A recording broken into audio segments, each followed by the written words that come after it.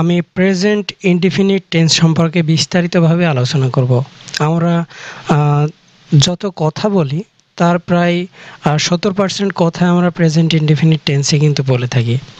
তো present indefinite tense কাকে বলে থেকে শুরু করে চেনার উপায়, গঠন, উদাহরণ, নেগেটিভ সেন্টেন্স কিভাবে গঠন করা হয়, ইন্টারোগেটিভ সেন্টেন্স কিভাবে গঠন করা হয়, সবগুলোই আজকের ভিডিওতে আলোচনা করব। তো চলুন শুরু করা যাক। তো প্রেজেন্ট ইনডিফিনিট টেন্স আমাদের প্রথমে জানতে হবে যে এটা কি আসলে প্রেজেন্ট ইনডিফিনিট টেন্সটা। তো প্রেজেন্ট ইনডিফিনিট টেন্স হচ্ছে যে বর্তমানে কোনো একটা কাজ হয় বা হয়ে থাকে এমন বোঝায়, হয় বা হয়ে থাকে। তো present indefinite tense denotes action in present time, action in present time, তার মানে বর্তমানে কোনো একটা কাজকে বোঝায়। যেমন আই রিড বুক, আমি বই পড়ি, তার মানে আমি বর্তমানে বই পড়ি। তারপরে হচ্ছে হ্যাবিচুয়াল ট্রুথ, তার মানে কোনো অভ্যাসগত সত্য যদি বোঝায় তাহলে সেটা হবে প্রেজেন্ট ইনডিফিনিট টেন্স। যেমন হি গোজ টু স্কুল রেগুলারলি, সে প্রতিদিন স্কুলে যায়। এখানে রেগুলারলি রয়েছে, তার মানে বোঝাচ্ছে যে তার একটা অভ্যাস, প্রতিদিন সে স্কুলে যায়, তার মানে একটা হ্যাবিচুয়াল ট্রুথ। তো এটা হচ্ছে একটি প্রেজেন্ট ইনডিফিনিট টেন্স।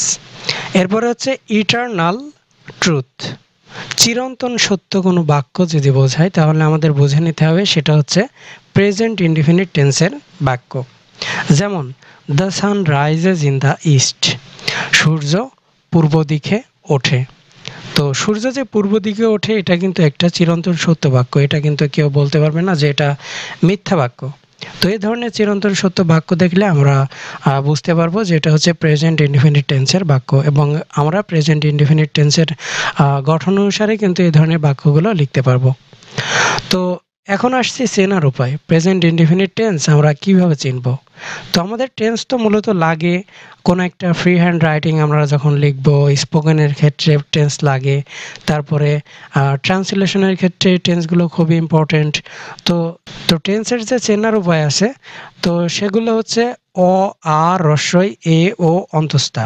মুখস্থ করে ফেলেন আপনারা যে চেনার উপায় হচ্ছে স্বরবর্ণ আছে আমাদের অ, আ, রস্বই, এই তিনটা পরপর অ, আ, রস্বই, তারপর হচ্ছে এ, ও।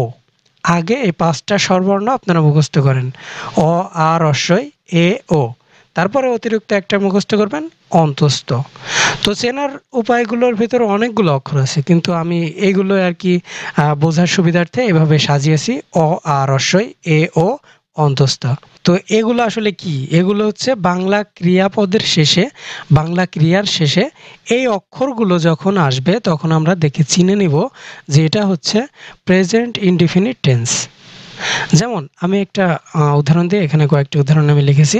আমি স্কুলে যাই, তো যাওয়া একটা ক্রিয়া, তো এর শেষে কিন্তু রস্বই আছে, এখানেও কিন্তু চেনার উপায়ের ভিতরে রস্বই আছে, তার মানে এটা হচ্ছে প্রেজেন্ট ইনডিফিনিট টেন্সের বাক্য।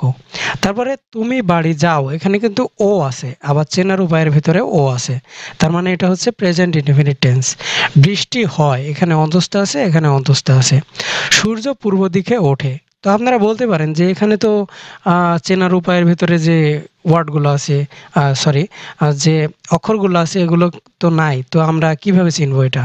তো দেখুন, একটু ওঠেকে একটু যদি আমরা একটু দীর্ঘ করে উচ্চারণ করি, ওঠে, তাহলে কিন্তু এ উচ্চারণটা আসছে, ওঠে। তো এখানে কিন্তু যেহেতু এ উচ্চারণটি আসছে সেহেতু আমরা কিন্তু এটা দেখে বুঝে ফেলবো যে এটা হচ্ছে প্রেজেন্ট ইনডিফিনিট টেন্সের বাক্য। তাছাড়াও সূর্য পূর্ব দিকে ওঠে, এটা একটা চিরন্তন সত্য বাক্য, যার মানে চিরন্তন সত্য বাক্য সবসময় প্রেজেন্ট ইনডিফিনিট টেন্সের হয়। তো আমরা চেনার উপায় শিখলাম, এখন আসি স্ট্রাকচার, কিভাবে গঠন হয় প্রেজেন্ট ইনডিফিনিট টেন্স। তো স্ট্রাকচার খুবই সোজা। প্রথমে হচ্ছে সাবজেক্ট, তারপরে মেইন ভার্ব, তারপরে অবজেক্ট। তার মানে প্রথমে একটা সাবজেক্ট বসবে বা কর্তা, তারপরে আসল যে ভার্বটি মেন ভার্ব সেটা বসবে, তারপরে হচ্ছে অবজেক্ট। যেমন এখানে দেখুন আমি স্কুলে যাই, এটার ইংলিশ হলো আই গো টু স্কুল। এখানে আই হচ্ছে সাবজেক্ট, গো হচ্ছে মেন ভার্ব, এবং এটা হচ্ছে অবজেক্ট। টু স্কুল একসাথে অবজেক্ট আমি ধরে নিই যদি, তাহলে এটা হচ্ছে অবজেক্ট।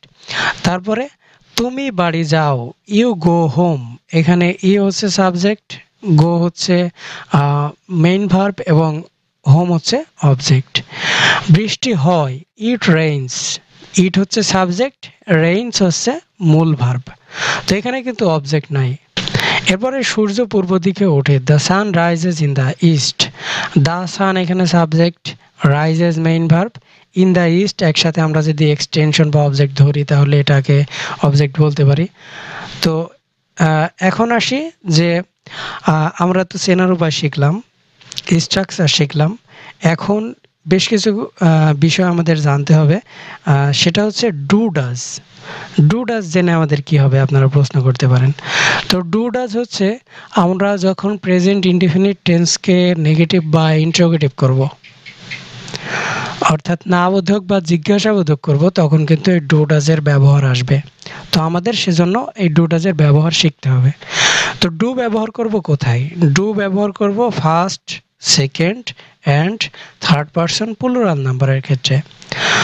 তো ফার্স্ট, সেকেন্ড এবং থার্ড পারসন প্লুরাল নাম্বারের ক্ষেত্রে ডু এবং ডাজ ব্যবহার করব অনলি থার্ড পারসন সিঙ্গুলার নাম্বারের ক্ষেত্রে। তো এখন আমরা কয়েকটা উদাহরণ দেখে নিই যে ডু ডাজ কীভাবে আমরা ইউজ করতে পারি।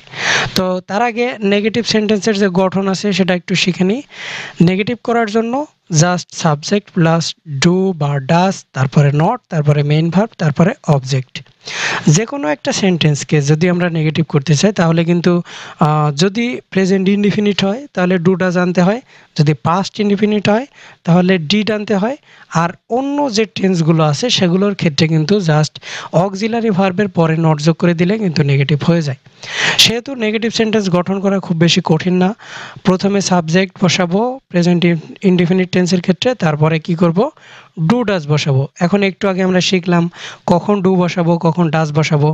ডু ডাজ সাবজেক্ট অনুসারে বসবে, তো সাবজেক্ট যখন যেটা হবে সে অনুসারে আমরা ডু ডাজ বসাবো। তারপরে নট বসিয়ে দিব, তারপরে মেইন ভার্ব প্লাস অবজেক্ট। যেমন আমরা একটা উদাহরণ দেখে নিই যে তুমি বাড়ি যাও না, you don't go to, sorry এখানে বাড়ির ইংরেজি হয়নি, এখানে একটু মিস্টেক হয়েছে। ইউ ডোন্ট গো হোম, এখানে হবে ইউ ডোন্ট গো হোম। তো এখানে দেখুন ইউ হচ্ছে সাবজেক্ট, তো ইউ যেহেতু সেকেন্ড পারসন সেহেতু আমরা নেগেটিভ করার জন্য এই যে দেখুন এখানে লেখা ছিল ডু আনবো ফার্স্ট পারসন, সেকেন্ড পারসন এবং থার্ড পারসন প্লুরালের ক্ষেত্রে। তো ইউ যেহেতু সেকেন্ড পারসন সেহেতু ডু আনবো, তারপরে নট যোগ করব, তারপরে হচ্ছে মেইন ভার্ব বসাবো, তারপরে অবজেক্ট। তারপরে সে স্কুলে যায়, he goes to school, he goes to school. এটা হচ্ছে একটা অ্যাফার্মেটিভ সেন্টেন্স, প্রেজেন্ট ইনডিফিনিট টেন্সের অ্যাফার্মেটিভ সেন্টেন্স বা হ্যাঁ বোধক বাক্য। এখন এটাকে যদি নেগেটিভ করতে চাই তাহলে কি করতে হবে? এখানে আমাদের ডাজ নট আনতে হবে। তো ডাজ নট কেন আনবো? যেহেতু subject third person singular number, তাই ডাজ নট আনবো। তো আপনারা বলতে পারেন ডাজ নট তো আনলাম ঠিক আছে, কিন্তু এখানে যে গোজ ছিল, গোজ, এখানে সেই ইএসটা কোথায় গেল? তো মেন কথা হলো যখন প্রেজেন্ট ইনডিফিনিট টেন্সের ক্ষেত্রে subject third person singular number হয় তখন ভার্বের শেষে এই এস বা ইএস যুক্ত হয়, কিন্তু যখন নেগেটিভ করা হয় তখন যখন আমরা ডাজ নট বসাই তখন সেই এস বা ইএসটি উঠে যায়। তো সেটাই হয়েছে এখানে, আশা করছি আপনারা বুঝতে পেরেছেন। থার্ড পারসন হওয়ার কারণে এখানে থার্ড পারসন সিঙ্গুলার হওয়ার কারণে এখানে এস বাই এস যোগ করেছিলাম, এবং থার্ড পারসন সিঙ্গুলার হওয়ার কারণে এখানে ডাজ আনলাম, আর ডাজ হওয়ার কারণে এখানে সেই এস বাই এস উঠিয়ে দিলাম। আশা করছি আপনারা ক্লিয়ার। এখন আমরা যাই ইন্টারোগেটিভ সেন্টেন্স কীভাবে গঠন করা যায়। তো ইন্টারোগেটিভ সেন্টেন্স গঠন করার জন্য শুধু প্রেজেন্ট ইনডিফিনিট বলে কথা নয়, প্রত্যেকটা টেন্সের ক্ষেত্রে ইনডিফিনিট ক্ষেত্রে ডু ডাজ, আর পাস্ট ইনডিফিনিটের ক্ষেত্রে হচ্ছে ডিড, এবং অন্য সকল টেন্সের ক্ষেত্রে যে অক্সিলারি ভার্ব থাকে সেটাকে প্রথমে আনতে হয় সাবজেক্টের পূর্বে। তো প্রেজেন্ট ইনডিফিনিট টেন্সের ক্ষেত্রে ডু ডাজকে প্রথমে আনবো সাবজেক্টের পূর্বে, তারপরে সাবজেক্ট, তারপরে মেইন ভার্ব, তারপরে অবজেক্ট। যেমন আমরা প্রশ্ন করি সে কি স্কুলে যায়, সে কি স্কুলে যায়। তো এটা যেহেতু একটা ইন্টারোগেটিভ সেন্টেন্স সেহেতু প্রথমে ডাজ আনবো। কেন ডাজ আনবো? কারণ সে এখানে থার্ড পারসন সিঙ্গুলার নাম্বার, তো হি আনবো। তারপরে স্ট্রাকচার অনুসারে প্রথমে ডাজ, তারপরে সাবজেক্ট হি, তারপরে মেন ভার্ব গো, তারপরে হচ্ছে অবজেক্ট। তো এভাবে আমরা ইন্টারোগেটিভ সেন্টেন্স গঠন করব। তো এখন এই সেন্টেন্সটি দেখুন, সে কি স্কুলে যায় না, তার মানে একজন আরেকজনকে কাছে জিজ্ঞাসা করছে সে কি স্কুলে যায় না, তার মানে একই সাথে জিজ্ঞাসা করছে আবার না বোধক একটা সেন্টেন্স গঠন করছে। তো এগুলোকে বলে negative interrogative sentence. Negative interrogative sentence তার মানে একসাথে না বোধকও হয়, জিজ্ঞাসাবোধকও হয়।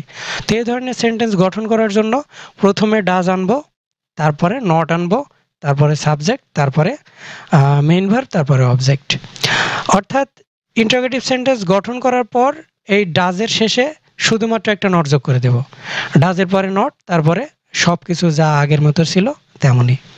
তো এটাই ছিল মূলত আজকের প্রেজেন্ট ইনডিফিনিট টেন্স নিয়ে আলোচনা। যদি আজকের আলোচনাটি আপনার ভালো লাগে অবশ্যই কমেন্টে জানাবেন। যদি কোনো সমস্যা থাকে বা আমার কোনো কিছুতে বলতে মিসিং থাকে তাহলে সেটা অবশ্যই জানিয়ে দিবেন কমেন্টে। আমি চেষ্টা করব পরবর্তী কোনো ভিডিওতে সেটা জানানোর। তো আশা করছি আজকের ভিডিওটি আপনার ভালো লেগেছে এবং অনেক উপকারে আসবে। তো আজকের মতো এখানে বিদায় নিচ্ছি, দেখা হবে পরবর্তী ভিডিওতে নতুন কোনো টপিকস নিয়ে। সে পর্যন্ত সকলে ভালো থাকবেন, সুস্থ থাকবেন, ধন্যবাদ।